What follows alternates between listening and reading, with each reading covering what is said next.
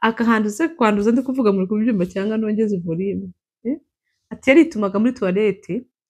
akahuzuza akanga gushyiramo akanga guflashinga yangiza ngo agafata ngo amabrushes zaraye muri toilette akayakoresha nyine ahanduza nayo akayanduza yangiza agasohoka akava muri toilette agasubira muri salo. Se ibyo bintu bibaho zuko ari nimwe numva nkumva ibintu ndi kumva ni nkaho ari ibivejuru atari ibintu biba muri nosi y'abantu Imana yarebye bahumeka bagenda. Ati ndi umugore ukuri we ibyo nibyo maboko yankora ati ntebe nkora rimwe ntebe nkora kabiri. Ati agacunga gusa abonye mfashe suime ngiye kujya douche agatajya gukora ayo mabara.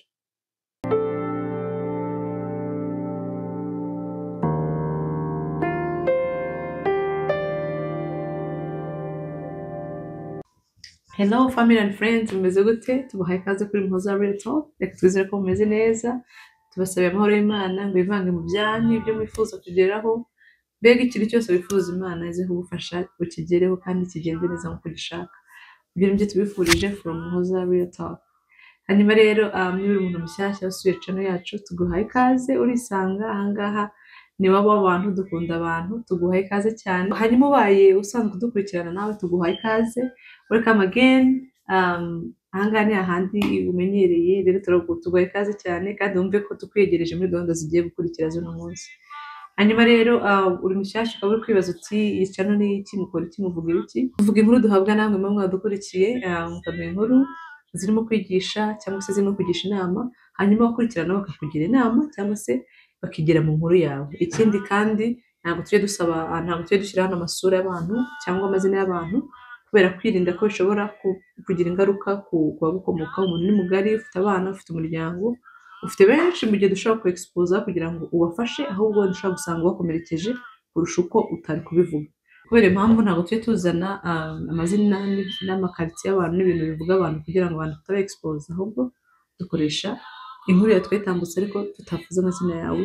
n'amasura yawe naho uherereye mu gihe utabyifuza. Hanyuma rero dukomeze inkuru uyu munsi.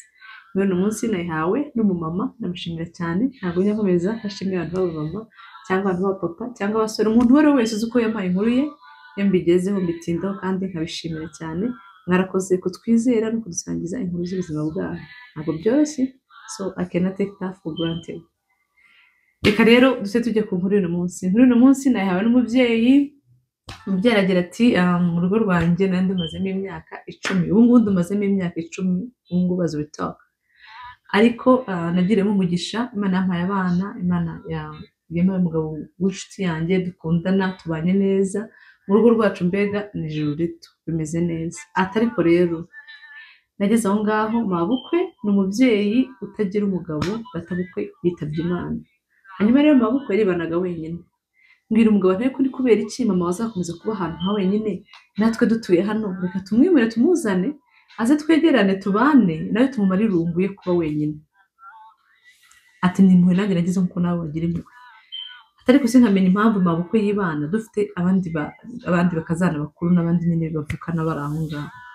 Ati kumbe naje kumenya ko bari baraniranywe nawe bose baramwirukana banga kubana nawe. Ati ubwo rero ngewe ndamuhamagara araza ntazi kijya mbere.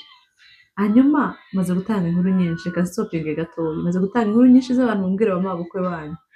bamabukwe maze kuba bamabukwe ndifuza kuba nakwakira n'inkuru y'umumabukwe ambwira umukazana abamabukwe muzambwire ikintu twakora kugira ngo bakazana babane neza na bamabukwe babo kubera iki bamabukwe bahora baza mu majwi y'abakazana cyane. Ese bamabukwe banze guhinduka ese mashaka muzakora inkuru zingahe kugira ngo bamabukwe bahinduke. Bamabukwe bagomba guhinduka kandi n'abakazana nabo bakubaha bamabukwe babo ntagende kuri cya kintu cyo kubavuga ngo ni mabukwe gutumva ko mabukwe nyine ari umuntu udashobotse. Oya abamabukwe bashobotse barahari. Ubwo rero reka dukomeze. Hanyuma ati mabukwe namuzanye mu rugo maze kwamugeza mabukwe yahageze mwita umwana wa mbere w'imfura umwana ndamubyara nangije kubyara umwana mabukwe akajya ambwira umwana ngo mwogeje ntacyo. Atakajya mbwira atari kuki umwana atajya cya kuki umwana umwoza ntacyo kuki utite ku mwana. Ati none bigeze aho akajya abwira umugabo wanjye ngo dore ngo niyo ugaburira umwana ugaburira umwana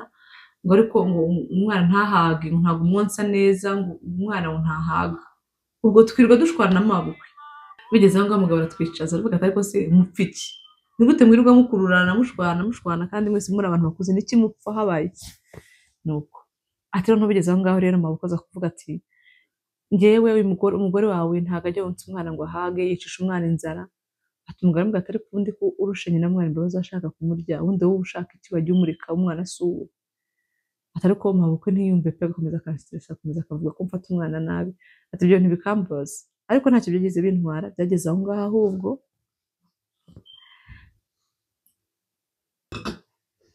byageze aho ngaho ashaka kunyirukana mu rugo ataransohora nsohotse hanze aramfungirana aravuga ngo ntabwo ngaruka mpamagara umugabo ati papa we yamfungiranye ariko noneho narumiwe uzi gusohoka hanze ugiye guta nk'akantu hanze ugasanga bagufungiranye mu nzu yawe mabukwe aramuzanye ngo agucumbikire ateragarutse asanga mabukwe yamufungiranye ahamagara umugabo ati uzi ko noneho mama wawe asigaye ansunika akansohora hanze agafunga ati ibi ntabwo nshobora kubyihanganira ati bimaze kuba too much ati umugabo akaza akigisha atari kumufiki ati mbiciye mu ncamake atari ko se nakubwira inshuro twicajwe n'umugabo atwigisha tubwira kujya tureka gupfa ubusa nyina mabukwe atari ko nta kintu byageze bihindura ubwo rero bigeze aho ngaho mabukwe yakomeje nyine kuba wa wundi atari ko biza kugera aho ngaho akajya ansohora ngo njye gushaka akazi so kujya gushaka akazi umwana ngiye kujya avunika wenyine ati ibyo n'ibiki burimo ati sohoka agenda ubwo nari mbyaye ubwo se nkamubwira ko akazi kanjye nari mfite n'ubundi nagakoraga atari kumwe nkaba mfite umwana wanjye atangiye gukura kuki umugore rwa nsunika ngo njye mu kazi atari kumugabo akamubwira atari ku mugore wanjye yakugoreweho afite ikihe kibazo wamuretse akaguma hano bigutwaye iki ati mabukwe ntiyumve agakomeza agapushinga atigeze ngo ari mbwira umugabo tugomba kunshakira igishoro byanze bikunze nkava muri ino nzu nkajya gucuruza ati ubwo ngubwo mfungurira akantu ndasohoka mva muri iyo nzu nigira gucuruza ati naragarukaga mu rugo musanga umwana inzara yamwishe ati ubwo nazanye undi mwana wundi utari nyine umwana wundi wo kumfasha uturimo ati mushyiraho ngo hamwe n'amabukwe kugira ngo ajye amufasha umwana kuko numvaga amabukwe atazabishobora wenyine ati ariko wa mwana wanjye ati inzara yaramwishe ati umve ko umwana wo mu rugo arambwira ati nyirakuru w'umwana azana umugati akabaraho umwana akazana ubugari budafite imboga ati nibyo bintu agaburira umwana ati umwana arumye akajosi gasohokamo papa arambwira ati kugira ngo umwana wanjye azapfe ati cara hasi nzagutunga ngutungane n'umwana wanjye ati vuba vuba va muri ako kazi ujye mu rugo ati ako kazi nkavuyemo ngiye mu rugo ati ariko nsubiye aho inyuma hari n'umukecuru ankoreye bidasanzwe ntari nabyara ati nari mfite inda nyine nari nkuriwe mfite inda nyine nkuru ati nenda kuzabyara ati mabukwe yacunga ngiye kujya muri dushe noneho ngiye sinzi aho nyihera pe ye baba we kwarakasa mutwe ati mabukwe acungaga ngiye kujya muri toilette ngiye kujya muri dushe agahita ajya muri toilette atakahanduza akahanduza kwanduza ndi kuvuga muri kubyumba cyangwa nongeze volume ati yaritumaga muri toilette akahuzuza akanga gushyiramo akanga guflashinga yangiza ngo agafata amabrush zaraye muri toilette akayakoresha nyine ahanduza nayo akayanduza yangiza agasohoka akava muri toilette agasubira muri salo se ibyo bintu bibaho zuko ari nimwe numva nkumva ibintu ndi kumva ni nkaho ari ibivejuru atari ibintu biba muri nosi y'abantu Imana yaremye bahumeka bagenda ati ndi umugore ukuriwe ibyo nibyo mabukwe ati ntebe nkora rimwe ntebe nkora kabiri ati agacunga gusa abonye mfashe sume ngiye kujya dushe agatajya gukora ayo mabara ati ubwo rero byageze ngo ndambwira nteko se mukecuru ibintu nkorera atubona ntwite atubona ibyo ntari byo ati kubera iki utagishobora kujya muri toilette ngo uhatunganye ati ikindi kujya ucunga ngiye kujya koga kari cyo gihe ujyamo atarambwira atari kundi we n'umwana wanjye we ntabwo wabimfasha ati nturi umwana wanjye kuki se utankorera ibyo bintu akongera n'amavunja nuko ati ndangije ati ibyo bintu birambabaza noneho abantu bo hanze nkumva ukuntu barasigaye bambwira ati umukecuru uzamwitondere umukecuru avuga ko ari umukecuru mubi ati afite n'ibindi bintu bitari byiza umukecuru aroga abantu ati ntabwo ari se bati no kuva kera ati nicyo gihe apfa n'abandi bakazana be umukecuru ni mubi ati rero nareba ukuntu ngiye muri toilette nkajya guhanagura imyanda ndavuga nti ko wasanga ari bya bintu bajya bavuga nkaba ntabizi ati si ibintu ni ibiki ati ibyo bintu birangora noneho nkananirwa kubibwira umugabo ati nkamuga sindicaza umugabo mubwire niwe wa mugabo we mama wawe yanteye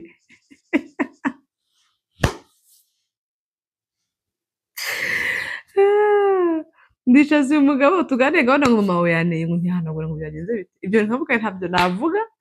nkumva nyine nta hantu mfite kubera se mwicaze mubwire umunsi ngo byagenze gutya n'ejo mubwire n'ejo mama wawe yakoze ibi timwumva ibyo ntibinteye ubwoba nkumva binanteye n'isoni nkananirwa kubivuga ntabwo ndi guseka kuko bishimishije ndi guseka ahubwo kuko bitangaje ati ubwo rero ndangije ndavuga nti ibi ntabwo nazabivamo numva birambabaje numva binteye n'umujinya ati umugabo byaje kugera aho ngaho mabukwe arasohoka atariko mbere ko asohoka nari nsigaye nteka icyayi nateka icyayi nashyira ku meza n'umugati umukecuru agatahaguruka akajya ku iduka akajya kwikopesha ibiryo muhaye ntabirye akajya kwikopesha ibindi kandi yabyikopesha akavuga ngo umugabo azishyura ntabwire umugabo ko yabifashe ati umugabo agiye kwitera hejuru amafaranga yarabaye menshi bari kumwishyuza atishyura amata mama wageze gufata ahangaha n'imigati hatabaje nyina namwe ati njya kubifata koko